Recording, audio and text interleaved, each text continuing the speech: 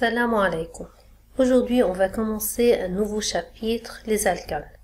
Les objectifs de cette leçon sont, on va définir un hydrocarbure, on va distinguer un hydrocarbure saturé d'un hydrocarbure insaturé, on va reconnaître les 10 premiers alcanes à chaîne linéaire, on va distinguer les différents types de représentation d'un alcane et enfin, on va reconnaître les alcanes ramifiés et identifier les groupes alkyles. C'est quoi hydrocarbure? Comme leur nom indique, hydro, ça veut dire hydrogène et carbure, ça provient du carbone.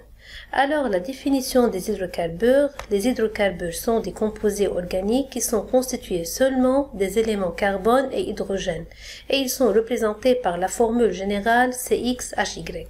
En appliquant la règle qu'on a appris, on va choisir parmi ces composés organiques suivants lesquels sont des hydrocarbures. Donc, posez la vidéo et essayez de répondre à cette question. En regardant ces composés, on trouve que ce composé-là est un hydrocarbure puisqu'il est formé seulement de carbone et d'hydrogène, aussi pour ce composé, et de même pour le composé suivant et pour ce composé. Alors, ces composés sont des hydrocarbures car ils sont formés seulement de carbone et d'hydrogène. Par rapport aux autres composés organiques, ici on a le chlore, donc directement c'est pas un hydrocarbure, et ici on a l'oxygène, de même pour ce composé et pour l'autre. Alors, ces quatre composés sont seulement des hydrocarbures. Les hydrocarbures sont classés en deux groupes, hydrocarbures saturés et hydrocarbures insaturés ou bien non saturés. Ça dépend de la position ou bien du type de liaison entre les atomes de carbone. Lorsque les liaisons entre les atomes de carbone sont toutes des liaisons covalentes simples, on parle des hydrocarbures saturés. Lorsqu'on trouve au moins une liaison covalente double ou bien triple, dans ce cas-là, les hydrocarbures sont dits des hydrocarbures insaturés. Donc ça dépend du type de liaison entre les atomes de carbone. Comme application, choisir parmi les composés les hydrocarbures suivants, lesquels sont des hydrocarbures saturés. Alors, pour celui-là, ici on a une liaison covalente triple, donc c'est pas un hydrocarbure saturé. Celui-ci est un hydrocarbure saturé. Le troisième composé n'est pas un hydrocarbure saturé car il y a une liaison covalente double. Celui-là, toutes les liaisons entre les atomes de carbone sont des liaisons covalentes simples, alors c'est un hydrocarbure saturé. De même pour le dernier composé. Maintenant, on va classer les hydrocarbures saturés. Les hydrocarbures saturés sont aussi classés en deux groupes, en alcanes à chaîne ouverte et alcanes à chaîne fermée ou bien cycloalcanes. Donc dans cette leçon, on va parler seulement des alcanes à chaîne ouverte qui sont aussi classés en alcanes à chaîne ouverte linéaire et alcanes à chaîne ouverte mais ramifiées. Alors, la formule générale de ces deux alcanes, c'est la même qui est CnH2n plus 2. Alors, mais pour les hydrocarbures saturés, ça veut dire les cycloalcanes qui ont une chaîne fermée, la formule générale c'est CnH2n. Donc ici, c'est CnH2n plus 2 pour les alcanes à chaîne linéaire et à chaîne ramifiée. Les 10 premiers alcanes à chaîne linéaire de formule générale CnH2n plus 2. Pour obtenir les différents alcanes qui ont la formule générale suivante, il suffit de remplacer n par une valeur numérique. Commençons par n égale 1. Donc, si n est égal à 1, on obtient le méthane qui a une formule moléculaire CH4. Pour n égale 2, on obtient l'éthane qui a une formule C2H6. Pour n égale 3, on a le propane. Comme vous voyez, tous ces alcanes ont la même terminaison qui est an. Méthane, éthane, propane, pour ainsi de suite. Alors, on a n égale 4, n égale 5 le pentane, n égale 6 hexane, heptane, octane, nonane et décane. Alors, n représente le nombre d'atomes de carbone dans ces alcanes. La représentation d'un alcane. Comment peut-on représenter un alcane? Il y a deux types de représentation, ou bien une représentation moléculaire, ou bien formule brute, ou bien une représentation structurale. La représentation structurale peut être ou bien développée, ou bien semi-développée ou condensée. Quelle est la différence entre ces différentes représentations? pour la formule moléculaire ou bien formule brute. Donc dans cette formule, chaque atome constituant l'hydrocarbure est représenté suivi d'un indice qui montre le nombre de cet atome dans la molécule, comme les exemples suivants. Ici, on a le méthane, seulement les atomes qui constituent ce composé sont montrés, et ici, le nombre de chaque atome est représenté comme indice à côté de l'atome. La même chose pour l'éthane, ici, on a 2 atomes de carbone et 6 atomes d'hydrogène. Et dans la formule moléculaire, on ne peut pas savoir le type de liaison entre les atomes de carbone et les atomes de carbone et les atomes d'hydrogène. Donc, on a seulement les éléments qui constituent l'atome et l'indice qui montre le nombre de chacun de ces éléments ou bien de chacun de ces atomes. Pour la formule développée, ici, tous les atomes constituant l'hydrocarbure sont montrés et toutes les liaisons entre ces atomes-là sont représentées ici. Donc, selon la représentation développée, on peut déterminer la nature des hydrocarbures, si c'est saturé ou bien insaturé, puisque les liaisons sont montrées entre les atomes constituant la molécule. Donc, c'est la formule développée. Tous les atomes sont montrés et aussi toutes les liaisons sont aussi représentées. Mais pour la formule semi-développée, ici chaque atome de carbone et ses hydrogènes sont écrits comme un groupe. Regardez ici, on a dans cette molécule 2 atomes de carbone, mais le premier atome de carbone est entouré par 3 hydrogènes. C'est pour cela que ces hydrogènes sont écrits à côté de cet atome de carbone. Donc l'autre atome de carbone est aussi entouré par 3 atomes d'hydrogène qui sont représentés comme un seul groupe. Donc ici, dans la représentation semi-développée, la liaison entre les atomes de carbone peut être représentée ou non. Donc les 2 formules suivantes sont des formules condensées. Ce qui est nécessaire, c'est de représenter chaque atome de carbone avec les autres atomes qui entourent cet atome. Maintenant, on va faire une petite application aussi. On va indiquer le type de représentation dans chacun des alcanes suivants. Donc cet alcane-ci est représenté par sa formule développée puisque les liaisons sont montrées entre les atomes qui constituent cet hydrocarbure, alors c'est une formule développée. Pour celui-là, ici, comme vous voyez, on a une représentation qui montre seulement les atomes constituant la molécule et l'indice qui montre le nombre de chacun de ces atomes, donc c'est une formule moléculaire. Alors, pour celui-là, ici, on a chaque atome est représenté, chaque atome de carbone, avec les atomes qui l'entourent.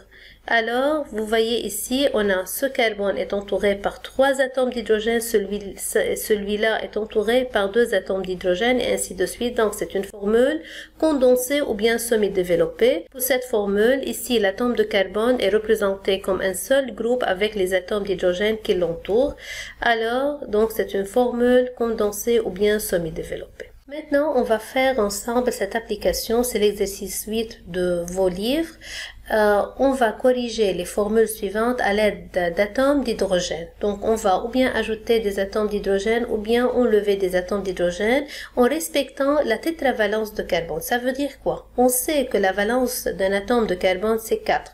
Donc, pour vérifier son octet, il va mettre en commun 4 doublés d'électrons pour qu'il vérifie son octet. Alors, pour cet atome de carbone, donc il a fait 3 liaisons avec 3 atomes d'hydrogène et une liaison covalente avec un atome de carbone, donc il a fait 4 liaisons, donc il a vérifié son octet.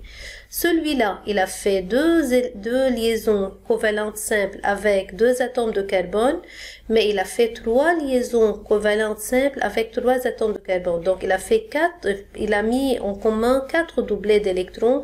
Donc, ici, il n'a pas respecté sa tétravalence. Il faut enlever un ion. Donc, la formule sera CH2. Pour cet atome de carbone, ici, on a 1, 2, 3 liaisons covalentes simples. Donc, il n'a pas vérifié son octet. Il faut ajouter ici un atome d'hydrogène. Pour cet atome de carbone, regardez ici, on a 2 atomes d'hydrogène et 2 liaisons covalentes simples. Donc, il a vérifié son octet. Celui-là, il y a 3 et 1, 4. Cet atome de carbone, il a fait 4 liaisons covalentes simples. Donc, il a vérifié aussi son octet. Pour cet atome, 3 et 1, ça fait 4. Ici, 3 liaisons covalentes simples et 1, ça fait 4. Et ici, 1. Et il y a 2 atomes d'hydrogène, donc c'est 3. Donc, il n'a pas vérifié son octet. Il faut ajouter un autre atome de carbone. Donc, de la même façon, on va travailler ce composé-ci. Ici, on a un atome de carbone. Il a fait une liaison avec un atome d'hydrogène et une autre liaison avec un atome de chlore. Ça fait 2. Et une autre liaison avec un autre atome de carbone.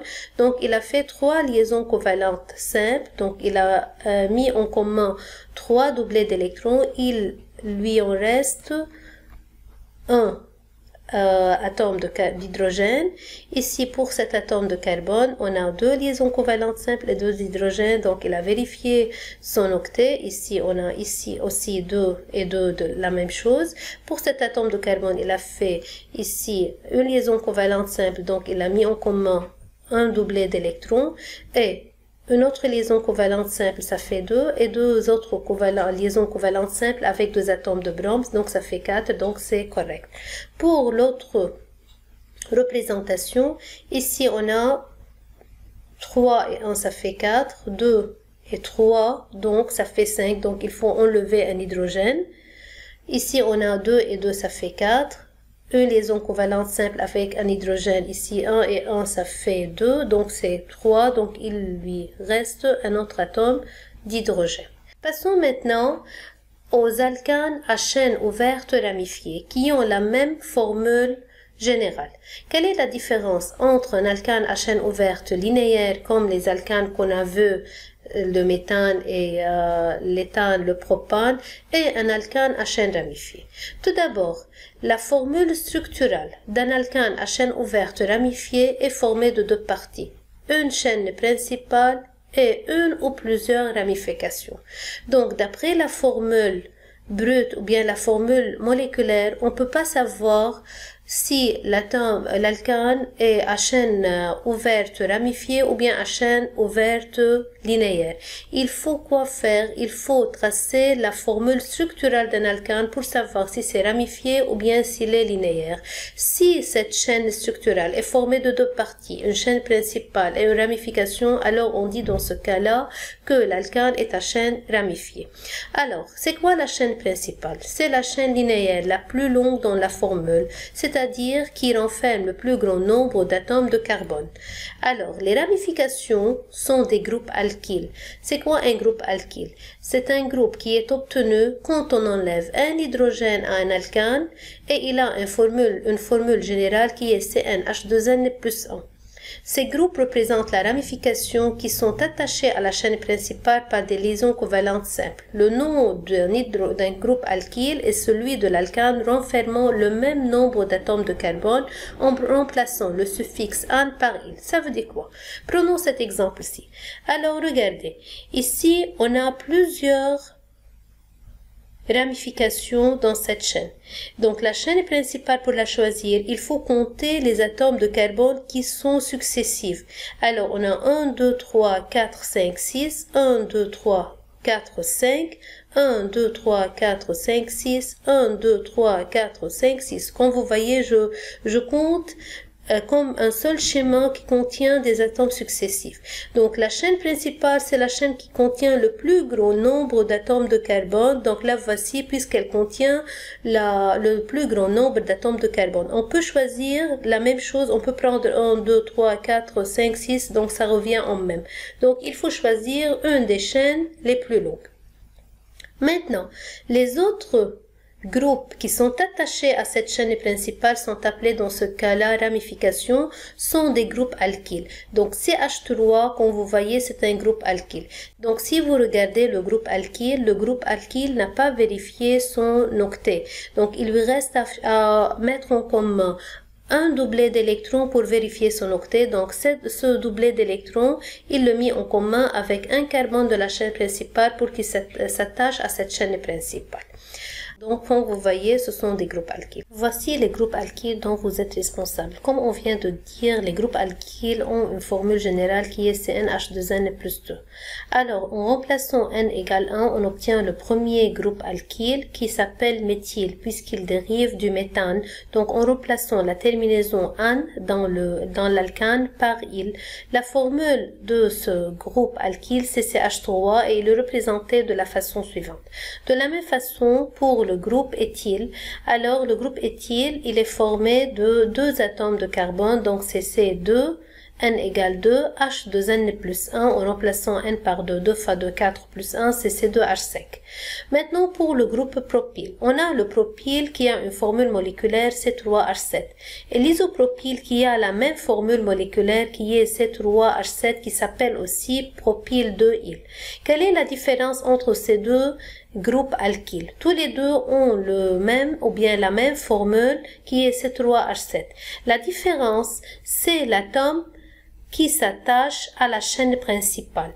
Donc, comme vous voyez ici, dans le groupe propyle, on a l'atome latéral qui se trouve à l'extrémité de la chaîne, c'est celui qui s'attache à la chaîne principale.